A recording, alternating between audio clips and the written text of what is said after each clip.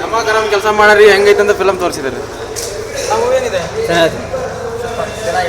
ಚೆನ್ನಾಗಿದೆ ನೋಡ್ಬೋದು. ಸೂಪರ್ ಆಗಿದೆ. ಸೂಪರ್ ಮಸ್ತ್ ಐತೆ. Super movie. Super super movie. ಡಿವಾಸ್ಕರ್ ಸೂಪರ್ ಮೂವಿ. ಸೂಪರ್ ಐತೆ ಮೂವಿ. ಸೂಪರ್ ಚೆನ್ನಾಗೈತೆ. ಸೂಪರ್ ನೋಡ್ಬೋದು ನಾವು ಅಷ್ಟೇ. ದರ್ಶನ್ ಫ್ಯಾನ್. ದರ್ಶನ್ ಜೈಲಿಂದ ಕರ್ಕೊಂಬಂದ್ರಲ್ಲ ಬಳ್ಳಾರಿದ್ದ, ಅದಕ್ಕೋಸ್ಕರ ಅವ್ನು ನೋಡಕ್ ಬಂದೆ. ಅವ್ನ ಫ್ಯಾನ್ ಇಬ್ರು. ಮೂವಿ ಚೆನ್ನಾಗಿದೆ. ಮೂವಿ ಚೆನ್ನಾಗೈತೆ. ಫುಲ್ ಪಿಕ್ಚರ್ ಭಾಳ ಚೆನ್ನಾಗಿದೆ. ಸೂಪರ್ ಐತೆ. ಕ್ಲೈಮ್ಯಾಕ್ಸ್ ಮಾತ್ರ ಭಾಳ ಚೆನ್ನಾಗಿದೆ ಅಣ್ಣ. ಚೆನ್ನಾಗಿದೆ. ಅದ್ರ ಡಿ ಬಾಸ್ ತೋರಿಸಿದಾರಪ್ಪ.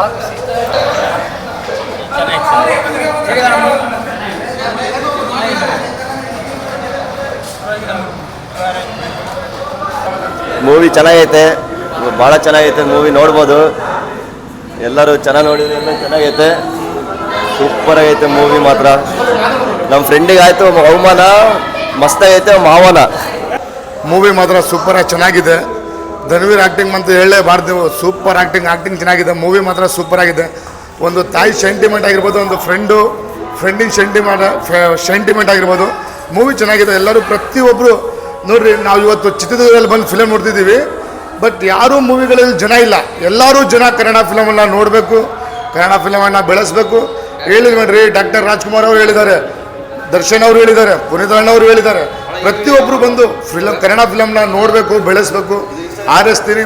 ದಯವಿಟ್ಟು ಫಿಲಮ್ಗಳನ್ನ ಬಂದು ನೋಡ್ರಿ. ಯಾರೋ ಒಬ್ಬನು ತೆಲುಗು ಫಿಲಮ್ ಮಾಡ್ತಾನೆ ಅಂತ ಹೇಳ್ಬಿಟ್ಟು ಅವನಿಗೆ ಜೈಕಾರ ಮಾಡೋದು, ಶಿಳ್ಳೆ ಹೊಡೆಯೋದು ಮಾಡಬಾರ್ದು. ಕನ್ನಡ ಫಿಲಮ್ನ ಹೀರೋಗಳನ್ನ ಬೆಳೆಸ್ಬೇಕು. ನಾವು ಕನ್ನಡ ಫಿಲಮ್ಗಳನ್ನ ನೋಡಬೇಕು. ಮತ್ತು ಇನ್ನೊಂದು ಹೇಳೋಕ್ಕೆ ಇಷ್ಟಪಡ್ತೀನಿ ಏನಪ್ಪ ಅಂದರೆ, ಇನ್ನೊಂದೇನಂದರೆ ಜೈ ಡಿ ಬಾಸ್ ಮೂವಿ ಮಾತ್ರ ಚೆನ್ನಾಗಿದೆ.